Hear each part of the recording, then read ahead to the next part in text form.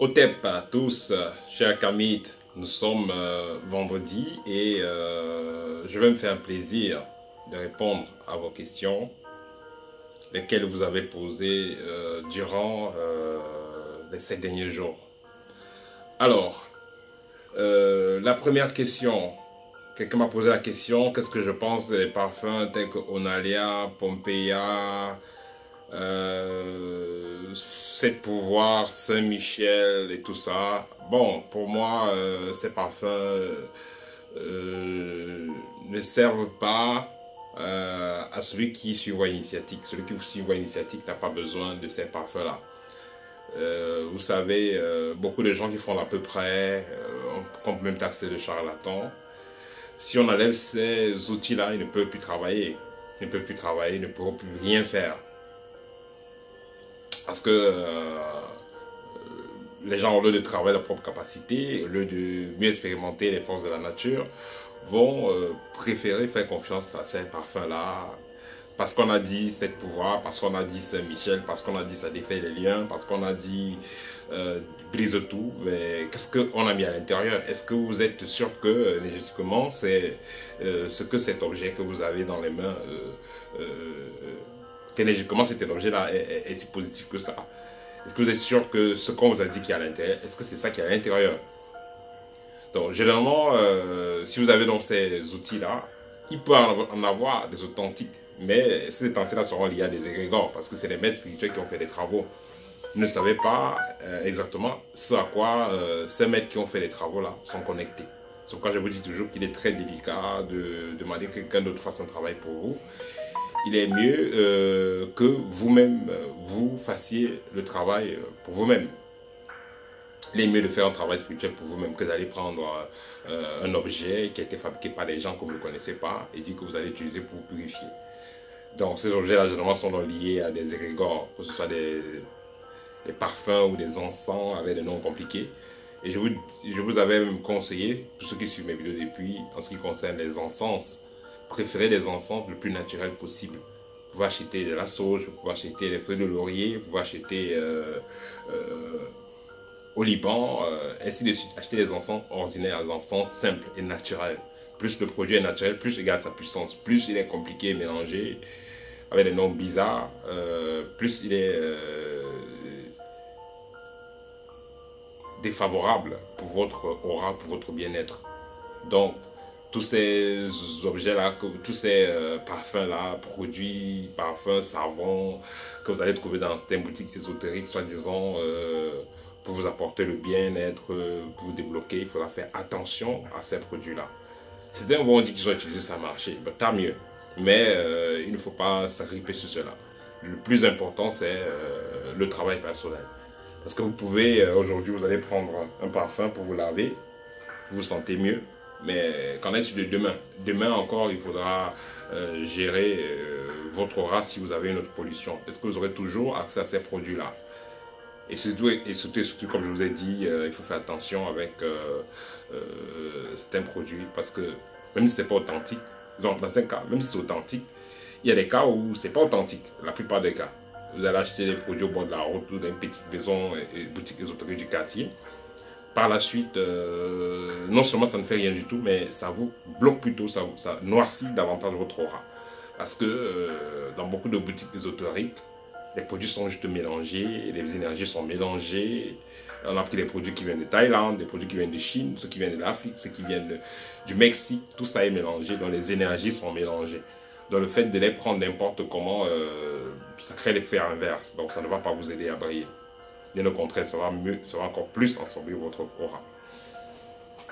La deuxième question, est-il possible d'être naturellement capable d'interférer avec le monde invisible? Effectivement, il y a des vieilles âmes et des âmes avancées, c'est-à-dire c'est les êtres qui ont déjà touché à l'initiation, ils ont déjà touché à la magie dans la réincarnation précédente. Ce qui fait que dans cette réincarnation, ils n'ont pas besoin d'être initiés physiquement pour pouvoir être en contact avec certaines fréquences, pour pouvoir interférer avec le monde invisible. Ils vont le faire naturellement parce que justement l'initiation reste au niveau de l'âme. Donc toute l'initiation qu'il aura apprise reste au niveau de son âme. Toute l'initiation que vous apprendrez restera au niveau de votre âme. C'est pourquoi je dis toujours que rien ne vaut l'initiation, il n'y a pas plus précise que l'initiation. Une fois que vous êtes initié, toutes ces connaissances vont être dans votre âme et va vous permettre de préparer la prochaine réincarnation. Donc, effectivement, il est possible d'interférer avec le monde invisible sans être initié. Et c'est des personnes sont même souvent plus percutants même que d'autres qui ont fait de la spiritualité qui font la spiritualité depuis des années. Ils ont dans cette incarnation. Puisque c'est une vieille âme, ce que vous avez fait pendant des années, il peut venir refaire la même chose en quelques semaines ou en quelques mois. Parce que justement, son âme a déjà expérimenté ces forces-là. Ce n'est que le corps physique qui ne les maîtrise pas encore, mais l'âme maîtrise déjà. Et vous allez constater que ce type de personnes auront certaines allergies. Il y a beaucoup de choses qu'ils ne vont pas manger, beaucoup de choses qu'ils ne vont pas toucher. Même s'ils ne savent pas comment expliquer le pourquoi, mais ils auront certaines allergies, ils auront une façon spéciale de vivre. Voilà.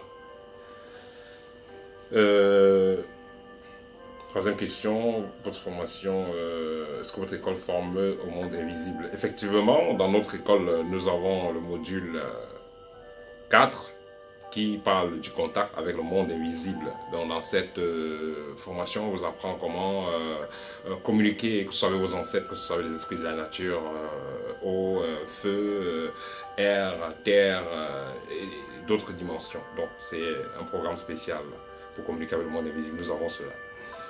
Question suivante, la main percée. Une solution à la main percée, j'ai partagé déjà des vidéos en ce qui concerne la main percée. Mais, il faudra noter que les astuces qu'on peut partager quand on partage sur Internet sont périodiques et temporaires. Il n'y a pas quelqu'un qui va venir qui partage des astuces qui sont éternelles. Hein, quand on va vous dire, bon, vous allez débloquer les finances et puis ça reste fonctionnel éternellement avec des astuces physiques, non. Ce qui va rester définitif ou alors à très très long terme, c'est ce qui va appeler à un travail sans support, dans l'initiation. Quand vous travaillez sans support, vous travaillez sur votre vibration, vous agissez sur la matière. En fin de compte, vous n'aurez plus besoin à toutefois de faire des rituels ou d'utiliser des produits pour pouvoir nettoyer vos mains et résoudre votre problème pour l'argent. Vous attirer l'argent, garder l'argent. Donc une fois que vous avez travaillé sur votre vibration, vous n'aurez plus besoin de matériel physique parce que quand vous utilisez des huiles, des parfums, des fruits et tout ça pour pouvoir soigner le problème de main percée, c'est une vibration externe que vous apportez dans votre vibration interne pour pouvoir la modifier. De telle sorte que vous puissiez donc attirer l'argent et la garder. Mais une fois que vous pouvez donc travailler directement sur votre vibration, vous n'aurez pas besoin de support physique. Parce que vous travaillez directement sur la matière, sur votre corps. Voilà. Donc la solution définitive à la main percée, c'est l'initiation. On va vous donner des astuces. Lavez-vous les mains avec la noix de coco, lavez-vous les mains avec du citron, lavez-vous les mains avec des feuilles de laurier, tout ça. Tout ça, c'est des astuces qui vont agir de façon temporaire. Mais comme je l'ai dit tantôt, pour que ça agisse de façon définitive, il faut passer à un autre niveau dans le travail sur la matière. Et ceux qui ont eu la chance de lire mon livre libre, il y a beaucoup de techniques qui sont proposées à l'intérieur. La cinquième question, les offrandes à la mer, à quelle heure doivent-ils être faits? Les offrandes à la mer, généralement, se font le matin, au lever du soleil. Donc, tôt le matin, vous sortez, vous partez faire vos offrandes à la mer. Que ce soit faire des offrandes, que ce soit prendre de l'eau pour pouvoir briller, vous purifier, tout ça, il est mieux de le faire tôt le matin. Parce que justement, on dit toujours que la nuit, les esprits de l'eau se promènent.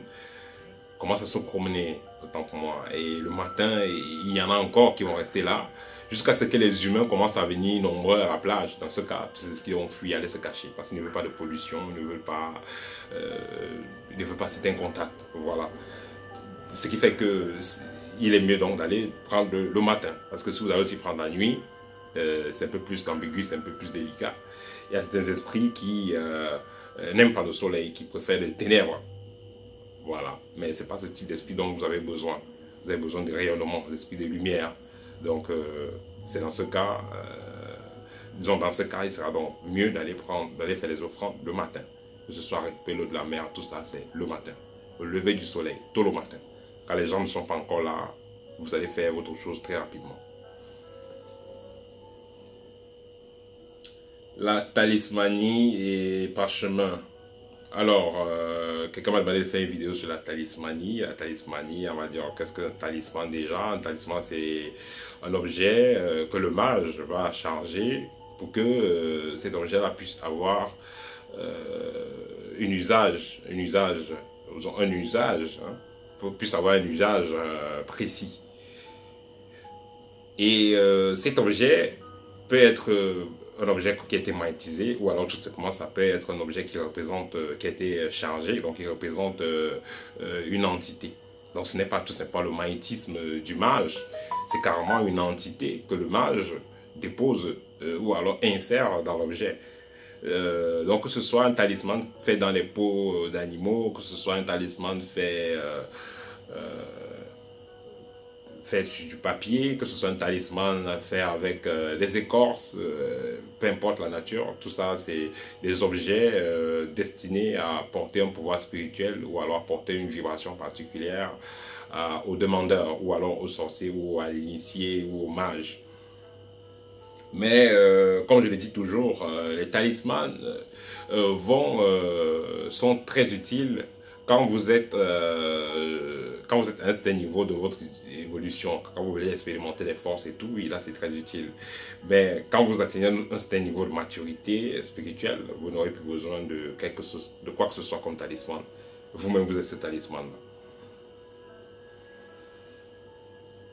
Alors, parchemin animal, oui, bon, les parchemins, il y a le parchemin animal, il y a le parchemin végétal. Le parchemin animal, tout simplement, c'est généralement des peaux de mouton. Donc, on a tué un mouton ou un bélier d'une couleur particulière pour un rituel particulier. On a tué l'animal et on va faire des dessins mystiques dessus, on va faire des évocations, on va graver les signatures des génies, des entités particulière pour pouvoir avoir un pouvoir particulier. C'est ainsi qu'on va découvrir, donc il y aura des parchemins sur lesquels on va mettre des formules qui vont protéger contre les armes à feu, qui vont protéger contre les accidents, qui vont protéger contre les métaux, ainsi de suite. Voilà. Et c'est pareil avec le parchemin végétal qui va renvoyer un peu à une certaine forme de bois aussi, ou de feuilles, ou je sais pas, bref, côté végétal, qui va aussi être utilisé, sur lequel on va tracer les formules magiques. C'est une chose qui est un peu partout, on va retrouver ça même chez les Arabes, chez les Indiens, en Afrique, même en Europe, on va retrouver ça. Mais toujours, comme je l'ai dit, le parchemin, ça dépend du niveau d'élévation spirituelle de l'adepte, parce qu'à un moment donné, vous n'aurez plus besoin de ce parchemin. Imaginez que de talisman, imaginez que vous restez sur vous, vous avez un talisman contre les armes à feu, un talisman contre les accidents, un talisman contre les voleurs de chance, un talisman contre les voleurs d'argent. Parce qu'il y a des gens qui volent l'argent mystiquement. Si on sait que vous avez de l'argent, quelqu'un passe à côté de vous à 2 mètres, il ramasse tout ce que vous avez comme argent, ça c'est fait. Les gens auront les talismans contre les couches de nuit, les talismans contre les poisons de nuit. Pour finir, vous allez vous retrouver avec une centaine de talismans sur vous, mais ça va ressembler à quoi? Et un autre problème qu'il y a sur les talismans, c'est que la puissance du talisman dépend aussi de votre façon de vivre. Si vous avez des talismans particuliers, vous allez tout le temps dans les boîtes de nuit, ça va perdre sa puissance. Vous avez des talismans particuliers et vous vous faites traverser par une femme qui saigne, par exemple. Le talisman perd toute sa puissance. Il y a des gens qui vous saluent même seulement que vous avez un talisman sur vous, ça se détruit. Donc les talismans sont assez délicats. Voilà. Donc il est mieux de faire confiance à sa propre aura. Faites confiance à vos propres guides spirituels que de faire confiance à les talismans. Et aussi, quand le talisman est fait, vous ne savez pas qu'est-ce qu'on a mis dans ce talisman. Est-ce qu'on a assassiné un albinos pour faire ce talisman? Est-ce qu'on a tué un enfant pour faire ce talisman? Est-ce qu'on a tué les poulets? Qu'est-ce qu'on a fait pour faire ce talisman? Quels sont les rituels qui sont derrière? Donc ne croyez pas que vous allez utiliser un talisman comme ça et vous pensez que vous êtes dans l'équilibre. Non, ça crée aussi, il y a des contreparties. On va vous dire oui, ça ne demande rien, mais on a tué un mouton, non? Vous savez que les moutons, les animaux, ils sont nos frères au niveau cosmique. Si on tue l'animal, c'est pour manger. Là, ça se comprend. Mais même en tuant l'animal, il y a un rituel particulier pour tuer un animal. Mais vous allez tuer l'animal parce que, tout simplement, vous voulez une protection contre les accidents, contre ci, contre ça. Non, ça ne fait qu'alourdir le karma, en fait. Donc, faites attention au talisman que vous voulez commander chez les personnes. Voilà. La toile mystique dans la maison. Oui, quelqu'un qui a la toile mystique, les araignées ne font que faire des toiles et tout. Qu'est-ce qu'il faut faire? J'ai expliqué les techniques de purification dans le livre Libre, qui est, dont je vous ai parlé récemment. Alors, une technique qui est très simple. Vous achetez tout simplement du cannabis, si c'est autorisé dans votre pays.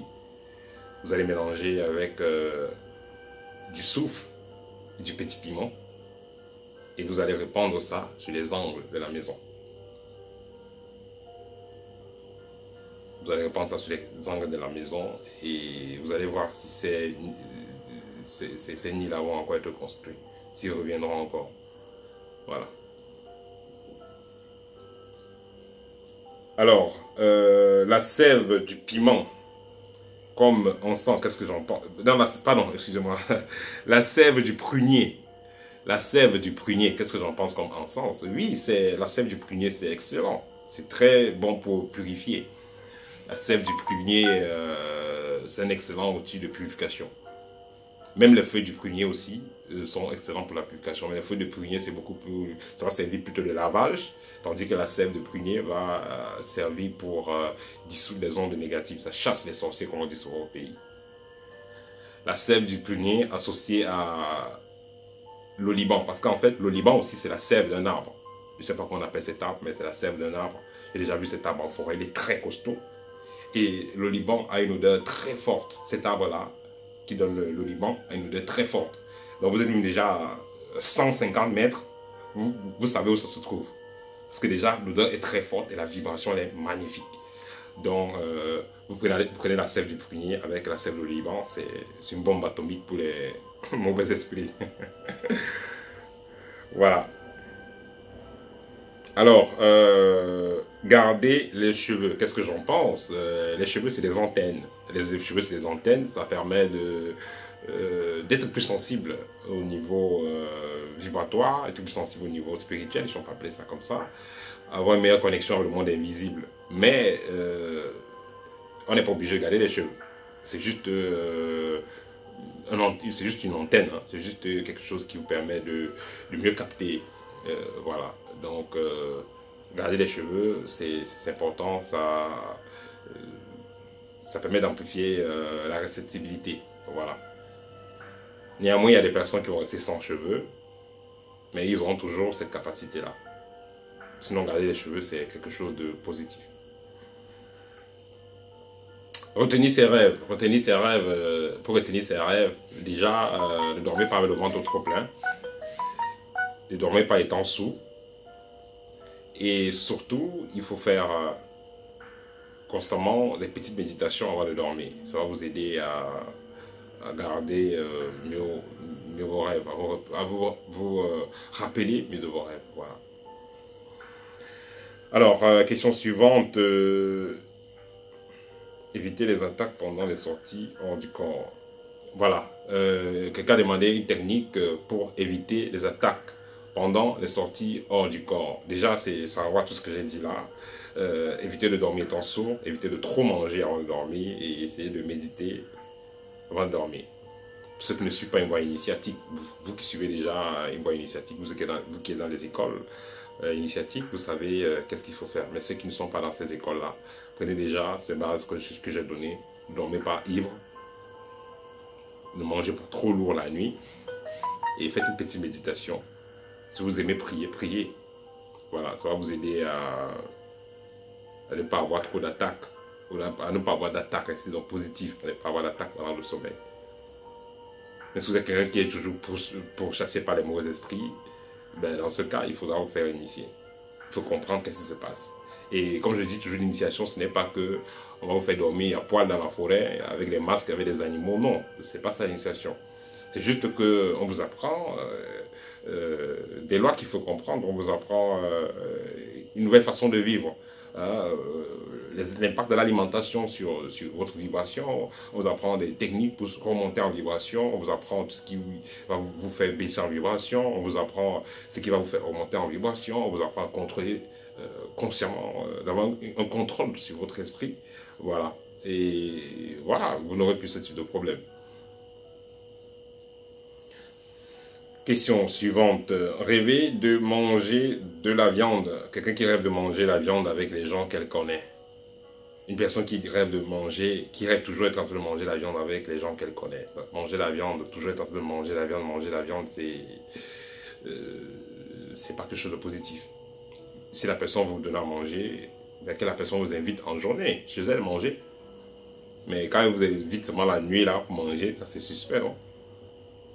Quand vous donnez de l'argent, de la viande, quoi que ce soit, mais que la personne vient vous donner cela physiquement. Là, la personne est responsable de ses actes. Mais si c'est un truc qu'on va seulement vous donner dans la nuit, là, c'est suspect. Donc, rêvez toujours de manger la viande avec les gens. Et déjà, comment est-ce que vous vous sentez? Il faut savoir comment est-ce que vous vous sentez. Si déjà vous avez fini de manger dans la nuit, le matin vous êtes lourd, vous avez le ventre ballonné, des crampes au ventre, vous avez des palpitations cardiaques, ben, il faut contacter un spécialiste. On est là pour ça. Parce que si vous laissez ça continuer, ben, vous allez vous retrouver avec un cancer ou une maladie bizarre et vous allez mourir gratuitement. Donc il faut prendre soin de soi. Si vous avez des problèmes, il faut contacter les gens qui sont avisés, qui sont supposés vous aider en cas de pareille situation. Ne laissez pas les choses prendre le temps parce que plus le temps passe, plus ça devient compliqué. Et si vous avez passé des années à manger, dans les rêves, il est clair que vous aurez des problèmes dans votre couple. Il est clair que vous aurez des problèmes au niveau du travail. Il est clair que vous aurez des problèmes au niveau de la santé. Alors, ça sert à quoi de vivre si vous êtes bloqué au niveau de la santé? Vous êtes toujours bloqué au niveau de la santé. Vous avez un problème bizarre de santé. Vous êtes bloqué au niveau des finances. Vous êtes bloqué au niveau sentimental. Ça veut dire que c'est vivre l'enfer. Pourtant, on est venu sur Terre pour être heureux. Donc, si vous avez des pareilles situations, contactez-moi et nous allons faire un programme de travail. C'est pourquoi nous avons mis sur pied les modules. Voilà, la question suivante. Rêver de se voir voler son bic. Rêver de se voir voler son bic. Donc ça, c'est une personne qui dit que, bon voilà, chaque fois qu'elle va aller faire un concours, un examen, elle se voit comme on vole son bic. Donc qu'est-ce que ça signifie? Effectivement, ça signifie que quelqu'un ne veut pas que vous réussissiez. Donc, il faudra déjà faire un rituel particulier pour voir qui passe le temps à voler le bic. Et par la suite, vous allez contacter physiquement la personne pour lui dire que c'est la dernière fois qu'elle vient pour essayer de voler votre bic. Par la suite, vous pouvez faire un rituel de protection et puis vous n'aurez plus ce type d'expérience. Parce que tant qu'on vole votre bic, ce sera difficile de réussir un examen. Et la dernière question, la masturbation, est-ce que les conséquences sont assez négatives chez la femme comme chez l'homme? Effectivement, la masturbation a des conséquences négatives chez la femme comme chez l'homme. Une femme, quand elle se masturbe, elle fait bouger la lune. Elle met en mouvement les forces cosmiques. On a dit récemment qu'un homme s'est masturbé, il est déconnecté avec le plan spirituel pendant un bon bout de temps. Il ne peut pas entrer en contact avec ses ancêtres matiques, ses ancêtres autant que moi. Il ne peut pas être en contact avec certaines fréquences après masturbation. Pareil chez la femme. Mais au pire encore, en se masturbant, elle envoie à son entourage spirituel le fort désir d'avoir des rapports sexuels. C'est ainsi qu'un petit fantôme qui sera en train de se promener au quartier va voir et puis il va sauter sur elle. Ou alors quelqu'un qui essayait aussi, qui la désirait, va se connecter énergétiquement à elle et va commencer à coucher avec elle spirituellement. Donc si vous avez le temps, si vous avez l'habitude de vous masturber, ne vous inquiétez pas, tôt ou tard vous allez vous retrouver avec les couches de nuit, surtout pour les femmes. Mais chez l'homme, c'est directement chez l'homme, c'est une perte directe d'énergie. Une fois qu'il s'est masturbé, je porte une perte directe d'énergie. Il est clair que chez la femme aussi, il y a la perte d'énergie, mais elle va beaucoup plus attirer ce type d'esprit-là vampirique. Chez l'homme, il se déconnecte, disons, il perd la faculté mieux interférable le monde est visible et il perd beaucoup d'énergie. Donc dans tous les cas, c'est la merde. Dans tous les cas, c'est la merde, se masturber. Donc je déconseille cela. Les gens ont dit, oui, on veut vous masturber, ça va permettre de garder l'énergie sexuelle ou bien de la faire tourner, tout ça. Moi, je ne suis pas d'accord. Parce que vous allez vous masturber, vous allez garder votre énergie. Si vous masturbez de telle sorte que vous n'éjaculez pas, vous allez garder votre énergie, il n'y a pas de problème. Mais la nuit, on viendra récupérer cette énergie-là. Vous allez garder votre énergie pendant des semaines. Vous allez faire votre masturbation, vous n'éjaculez pas. Vous allez garder l'énergie pendant les semaines. Mais après, on viendra récupérer ça. Parce que tôt ou tard, une entité vampirique va se connecter à vous et venir vampiriser cette énergie-là. Vous savez, on n'est jamais seul. Hein. Vous dormez seul dans votre chambre. Ne croyez pas que vous êtes seul. Il y a des esprits qui se promènent. Surtout si vous n'avez pas travaillé votre maison. Parfois, même si vous protégez votre maison avec le sel, comme la plupart des personnes, le sel, le citron, tout ça, ça n'empêche pas les entités négatives de traverser votre environnement.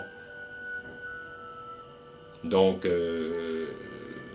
si vous gardez votre énergie, mais vous masturbez sans éjaculer, tôt ou tard, vous allez vous retrouver avec des entités vampiriques qui viendront récupérer cette énergie-là.